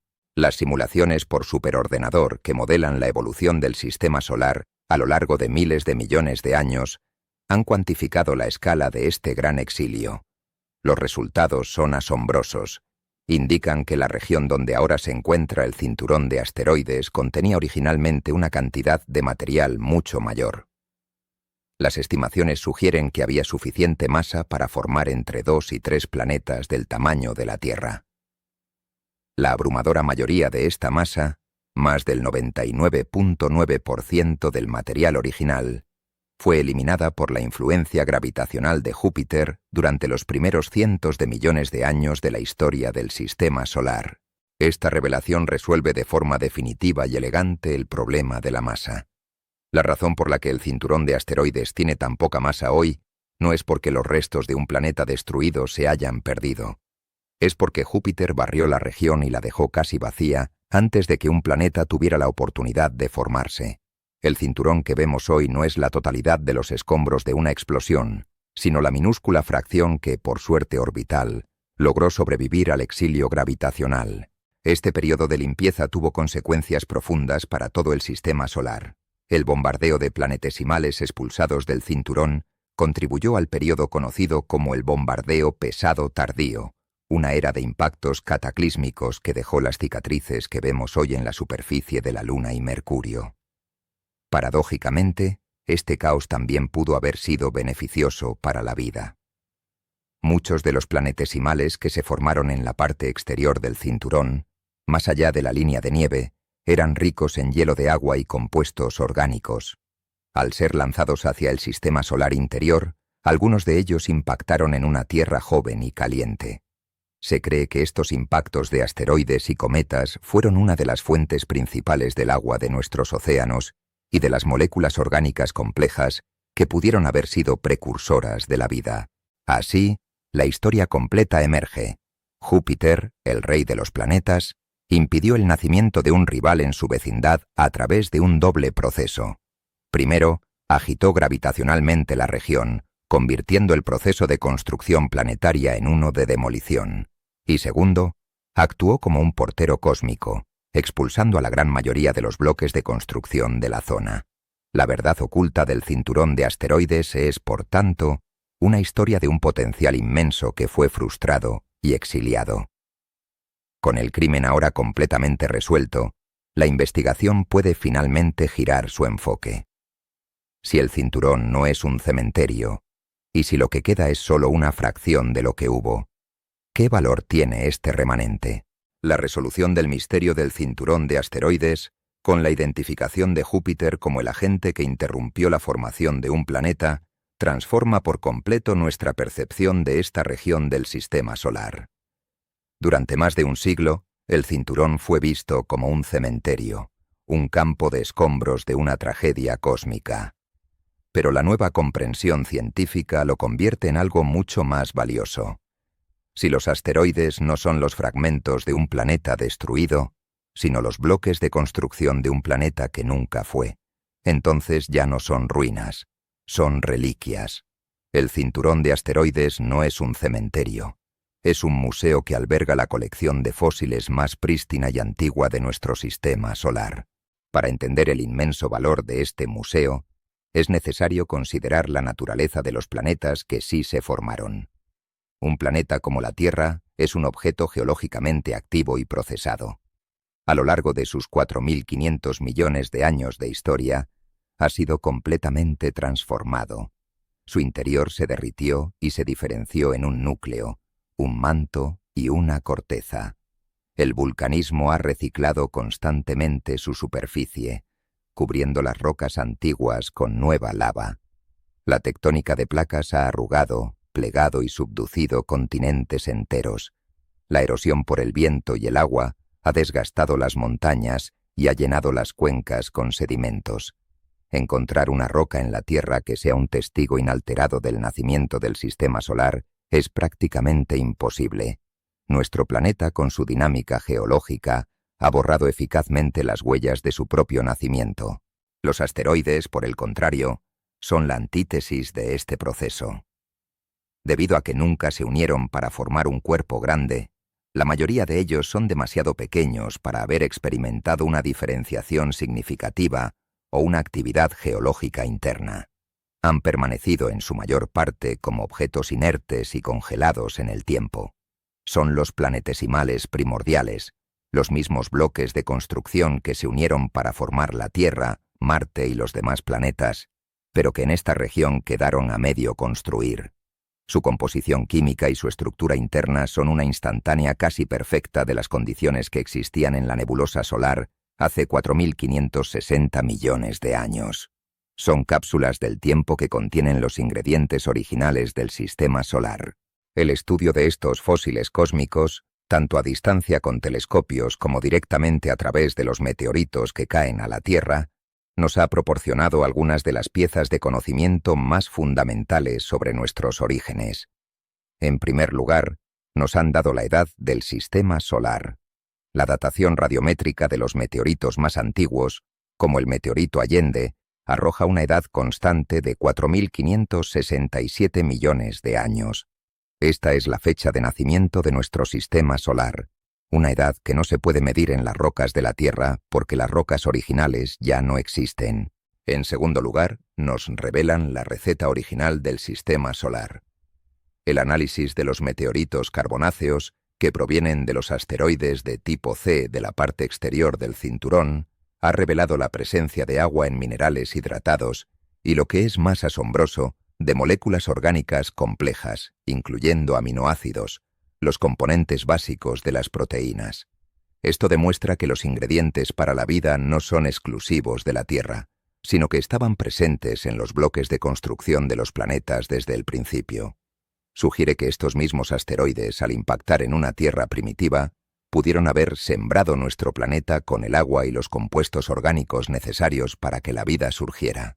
Para estudiar estos fósiles en su estado más puro, libre de la contaminación de la atmósfera terrestre, la humanidad ha enviado misiones robóticas a visitarlos.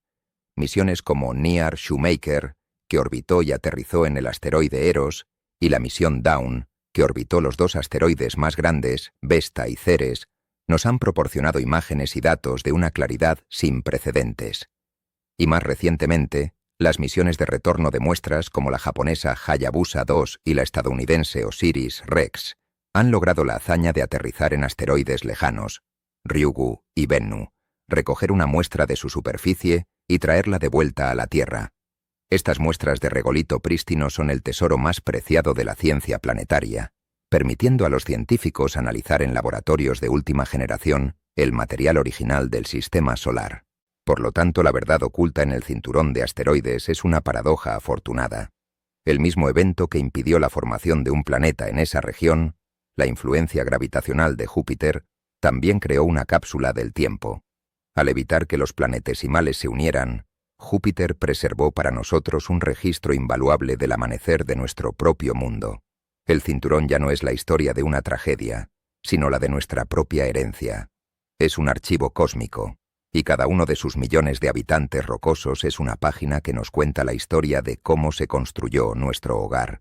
Y aunque la mayoría de las páginas de este archivo son pequeñas, unas pocas son volúmenes masivos por derecho propio. El cinturón de asteroides, visto ahora como un museo de la formación del sistema solar, alberga millones de fósiles cósmicos. La gran mayoría de estos objetos son pequeños, cuerpos de forma irregular que miden desde unos pocos metros hasta varias decenas de kilómetros de diámetro. Son los planetesimales primordiales que nunca lograron unirse. Sin embargo, entre este vasto enjambre de escombros destacan 4 gigantes, 4 objetos que son órdenes de magnitud más masivos que el resto. Juntos, Ceres, Vesta, Pallas y Higiea contienen aproximadamente la mitad de la masa total de todo el cinturón de asteroides. Estos cuerpos no son simples fragmentos, son los supervivientes de una era de crecimiento. Son los protoplanetas, los embriones planetarios más grandes que lograron formarse en la región antes de que la abrumadora influencia de Júpiter detuviera el proceso de acreción para siempre. Estudiarlos es como observar diferentes etapas de la infancia de un planeta, congeladas en el tiempo durante 4.500 millones de años.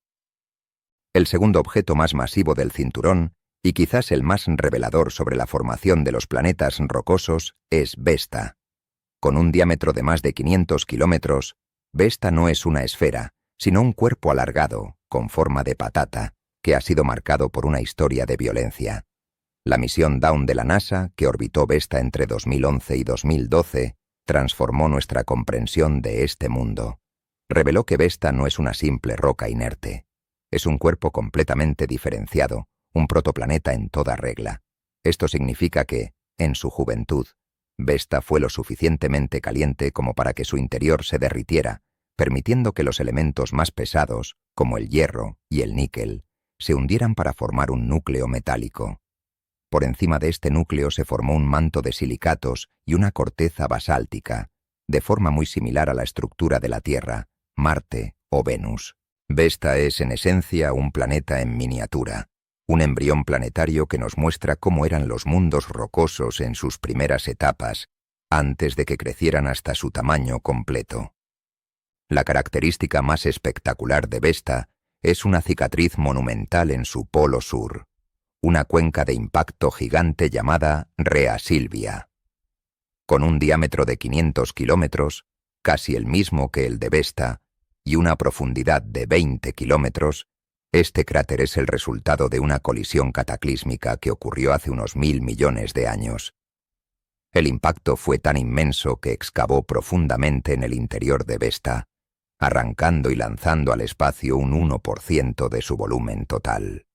Esta colisión pobló el cinturón de asteroides con una familia de fragmentos más pequeños conocidos como vestoides, y lo que es más asombroso, algunos de estos fragmentos han viajado a través del sistema solar y han caído a la Tierra en forma de meteoritos. Un grupo específico de meteoritos conocidos como HEDS, howarditas, eucritas y diogenitas, tienen una firma espectral que coincide perfectamente con la de la superficie de Vesta. Son trozos de Vesta que podemos tener en nuestras manos, muestras de la corteza y el manto de un protoplaneta que nos han llegado de forma gratuita, proporcionando una visión sin precedentes de la geología de los primeros cuerpos del sistema solar. Los otros 2 gigantes, Pallas y Higiea, muestran la diversidad de estos protoplanetas. Pallas, el tercer asteroide más grande, es notable por su órbita altamente inusual. Mientras que la mayoría de los planetas y asteroides orbitan en un plano relativamente plano alrededor del Sol, la eclíptica, la órbita de Pallas está inclinada en un ángulo extremo de 34 grados. Esta órbita excéntrica y de alta inclinación sugiere un pasado violento y caótico, y hace que sea un objeto muy difícil de visitar con una nave espacial. Higiea, el cuarto más grande, es un objeto de tipo C, oscuro y carbonáceo. Durante mucho tiempo se pensó que era un cuerpo alargado e irregular, pero observaciones recientes con el Very Large Telescope en Chile revelaron una sorpresa. Higiea es casi perfectamente esférico. Esta esfericidad, inesperada para un objeto que se creía que había sufrido colisiones, sugiere que podría tener la densidad suficiente para estar en equilibrio hidrostático, lo que podría llevar a que sea clasificado también como un planeta enano. Finalmente, llegamos al rey indiscutible del cinturón de asteroides, Ceres. Con un diámetro de 940 kilómetros, Ceres es tan grande que contiene un tercio de toda la masa del cinturón. Su inmensa masa le da una forma esférica casi perfecta, una de las razones por las que fue reclasificado de asteroide a planeta enano en 2006, la misma categoría que Plutón. A diferencia del rocoso y seco Vesta, Ceres pertenece al grupo de los cuerpos de tipo C. Es un mundo oscuro, rico en carbono, minerales de arcilla hidratados y, lo más importante, agua. Se estima que el agua, en forma de hielo, podría constituir hasta un 25% de la masa total de Ceres. Esto significa que Ceres podría contener más agua dulce que toda la que existe en la Tierra. Cuando la misión Dawn llegó a Ceres en 2015, después de dejar Vesta, encontró un mundo aún más extraño y fascinante. Su superficie oscura estaba salpicada de cientos de puntos de un brillo desconcertante. Estas manchas, especialmente las que se encuentran en el famoso cráter Ocator, son depósitos de sales, principalmente carbonato de sodio, que han sido dejados por la sublimación de agua salada que ha brotado desde el interior del planeta enano. La existencia de estos depósitos sugiere que Ceres no es un mundo muerto y congelado. Es un mundo geológicamente activo, con un interior que ha sido, y quizás todavía es, lo suficientemente cálido como para albergar un océano de agua líquida salada bajo su corteza helada. Esta posibilidad convierte a Ceres en uno de los lugares más intrigantes del sistema solar en la búsqueda de entornos potencialmente habitables. Estos 4 supervivientes, por lo tanto, no son simples rocas. Son mundos complejos por derecho propio, los protoplanetas más grandes que lograron formarse antes de que la música gravitacional de Júpiter detuviera la danza de la creación. Vesta, el embrión de un mundo rocoso. Pallas, el exiliado de órbita extraña. Higiea, la esfera inesperada. Y Ceres, el rey del cinturón y un posible mundo oceánico. Entre los 4 protoplanetas supervivientes que dominan el cinturón de asteroides, uno de ellos destaca por encima de los demás, no solo por su tamaño, sino por los secretos que ha revelado.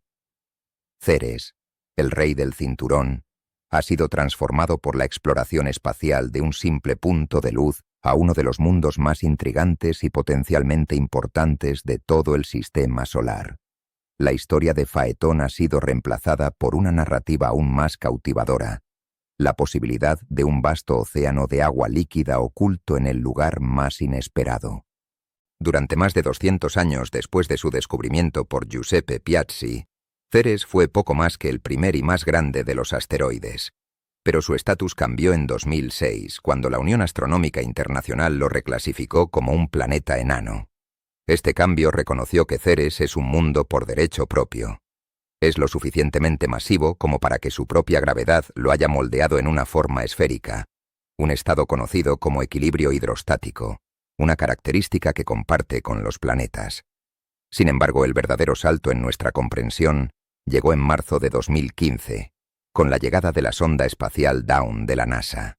Después de haber pasado 14 meses orbitando el protoplaneta rocoso Vesta, Dawn encendió sus motores de iones y emprendió un viaje de 2 años y medio a través del cinturón para llegar y entrar en órbita alrededor de Ceres, convirtiéndose en la primera nave espacial en orbitar 2 cuerpos extraterrestres. A medida que Dawn se acercaba a Ceres, las imágenes que enviaba a la Tierra comenzaron a revelar un misterio que capturó la atención del mundo. La superficie de este mundo oscuro y cubierto de cráteres estaba salpicada por docenas de puntos de un brillo deslumbrante. Eran mucho más brillantes que cualquier otra cosa en el paisaje circundante, reflejando la luz del sol como espejos en medio de un campo de carbón. La especulación inicial fue intensa.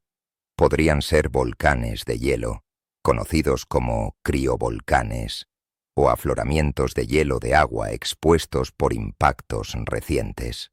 El misterio se centró en el cráter Okator, un cráter de impacto de 92 kilómetros de diámetro y geológicamente joven. En su centro se encontraba la mancha más brillante de todas, un complejo de depósitos luminosos llamado Cerealia Facula, y un grupo secundario de manchas menos brillantes llamado Binalia Faculae. A medida que Dawn descendía a órbitas más bajas, sus instrumentos científicos, en particular su espectrómetro de mapeo visible e infrarrojo, analizaron la composición de este material brillante. El resultado fue una sorpresa. Aunque había indicios de hielo de agua, el material principal no era hielo. Era sal, específicamente una alta concentración de carbonato de sodio, un mineral que en la Tierra se encuentra en los depósitos evaporíticos de ambientes hidrotermales. Este descubrimiento permitió a los científicos reconstruir la historia de estos puntos brillantes. El impacto que formó el cráter Okator, hace unos 22 millones de años, debió de fracturar la corteza de Ceres, abriendo caminos hacia una capa más profunda. A través de estas fracturas, agua salada o salmuera, proveniente de un reservorio subterráneo, ascendió a la superficie. Una vez en el vacío del espacio, el agua se sublimó, pasó directamente de hielo a vapor, dejando atrás los depósitos de sal altamente reflectantes. Lo más intrigante es que la juventud y el brillo de estos depósitos sugieren que este proceso ha estado ocurriendo hasta tiempos geológicamente muy recientes, y que podría estar activo incluso hoy en día. Ceres no es un mundo muerto y congelado, es un cuerpo geológicamente activo. La existencia de estas salmueras es solo la punta del iceberg de la historia del agua en Ceres. Múltiples líneas de evidencia de la misión Dawn apuntan a la existencia de un vasto reservorio de agua bajo su superficie. La baja densidad de Ceres ya sugería que una gran parte de su volumen, hasta un 40%, debía ser agua. Las mediciones precisas de su campo gravitatorio confirmaron que Ceres está diferenciado, con un núcleo rocoso y un manto exterior rico en hielo y sales. Los datos de gravedad sugieren fuertemente que podría existir una capa global o una red de reservorios de salmuera líquida en la base de este manto helado, mantenida en estado líquido por una alta concentración de sales, que actúan como un anticongelante. Además de los puntos brillantes, Dawn descubrió otra prueba de la actividad geológica impulsada por el agua, un criovolcán. Ahuna Mons es una montaña de 4 kilómetros de altura y 17 kilómetros de ancho, con laderas empinadas. No se parece a ninguna otra montaña del cinturón. Su forma y composición sugieren que se formó por la extrusión lenta de lodo salado y helado que ascendió desde el interior del planeta enano. Es un volcán de hielo, una prueba contundente de que ha habido, y quizás todavía hay, material líquido móvil bajo la corteza. Todos estos descubrimientos han obligado a los científicos a reclasificar a Ceres una vez más. Ya no es solo un planeta enano, es un mundo oceánico, una categoría que lo sitúa junto a las lunas Europa de Júpiter y Encélado de Saturno, como uno de los lugares más prometedores del sistema solar en la búsqueda de vida extraterrestre. La receta para la vida, tal como la conocemos, requiere 3 ingredientes principales: agua líquida, una fuente de energía y los elementos químicos adecuados. Ceres parece tener los 3. Tiene evidencia de un océano subterráneo. Tiene los elementos químicos básicos en su núcleo rocoso y sus sales, y tiene una fuente de energía en forma de calor residual de su formación y de procesos químicos.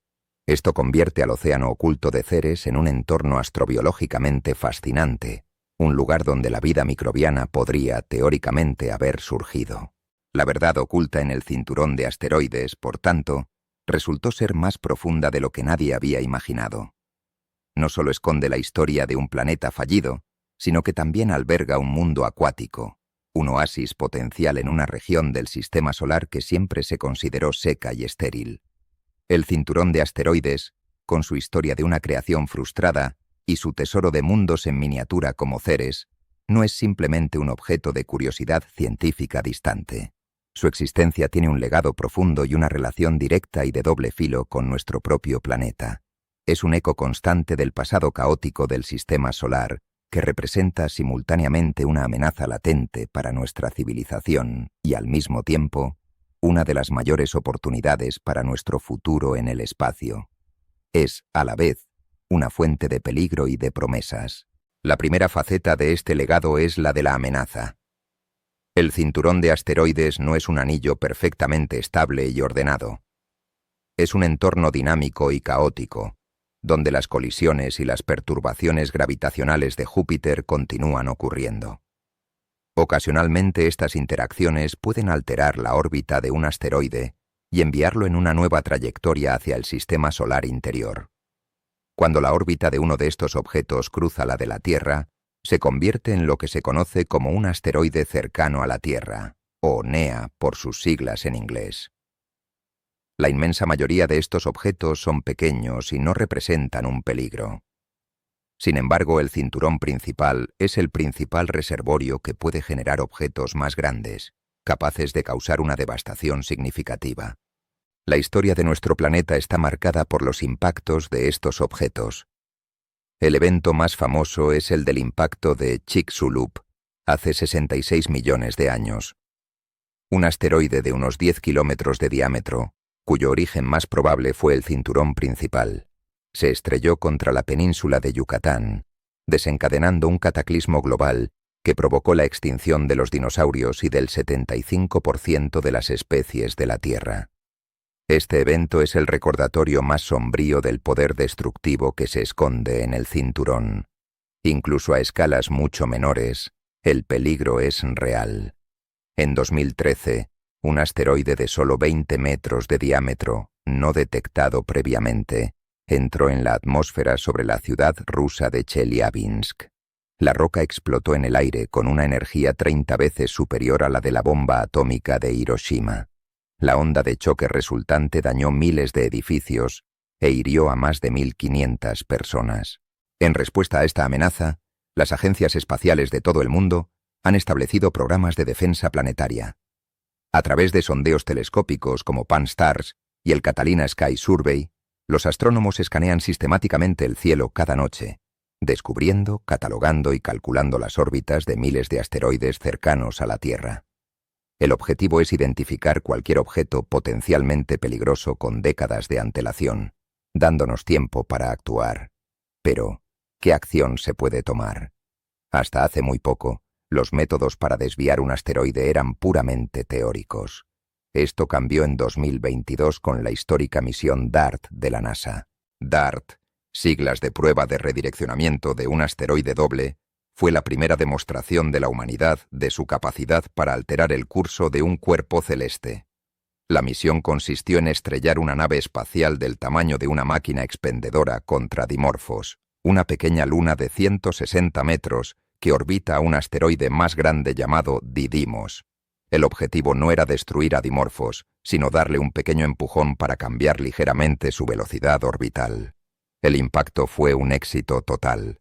Las observaciones posteriores confirmaron que el periodo orbital de Dimorphos se había acortado significativamente, mucho más de lo previsto, demostrando que la técnica del impactador cinético es una estrategia viable para la defensa planetaria. La segunda faceta del legado del cinturón es la de la oportunidad. Los mismos asteroides que representan una amenaza son también depósitos de recursos de un valor casi incalculable para el futuro de la exploración espacial. El mayor obstáculo para la expansión de la humanidad en el sistema solar es el inmenso coste de lanzar materiales desde la Tierra. Si estos materiales pudieran obtenerse directamente en el espacio, la economía de la exploración cambiaría por completo. Los asteroides de tipo C, los más comunes en la parte exterior del cinturón y entre la población de NEAs, son ricos en agua en forma de hielo y minerales hidratados. El agua es el recurso más valioso en el espacio. No solo es esencial para el soporte vital de los astronautas, sino que puede ser separada por electrólisis en hidrógeno y oxígeno. El hidrógeno y el oxígeno son el combustible de cohetes más potente y limpio que conocemos. Un asteroide rico en agua es, en esencia, una gasolinera en órbita. La capacidad de reabastecer de combustible a las naves espaciales en el espacio, utilizando recursos extraídos de asteroides, es la tecnología clave que podría hacer viables y asequibles las misiones a Marte y más allá. Además del agua, los asteroides contienen una concentración de metales mucho mayor que la que se encuentra en la corteza terrestre. Los asteroides de tipo M son los núcleos metálicos expuestos de protoplanetas destrozados, compuestos casi en su totalidad de níquel-hierro. Aún más valiosos son los metales del grupo del platino, paladio, rodio, etc., que son extremadamente raros en la superficie de la Tierra porque se hundieron hacia el núcleo durante la diferenciación del planeta, pero que son mucho más abundantes en ciertos tipos de asteroides.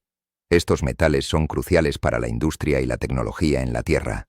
El concepto de la minería de asteroides, aunque todavía en una fase tecnológica muy temprana, ya no es solo ciencia ficción. Es un objetivo a largo plazo para agencias espaciales y un número creciente de empresas privadas. El cinturón de asteroides es, por tanto, una dualidad. Es el eco de un pasado peligroso que puede enviar recordatorios de la violencia del sistema solar primitivo hacia nosotros.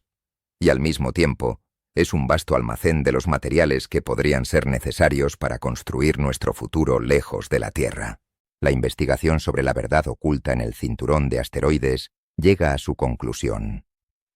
El viaje comenzó con una elegante predicción matemática y la cautivadora leyenda de un planeta perdido, un mundo llamado Faetón, que, según se creía, había sido aniquilado en una antigua catástrofe.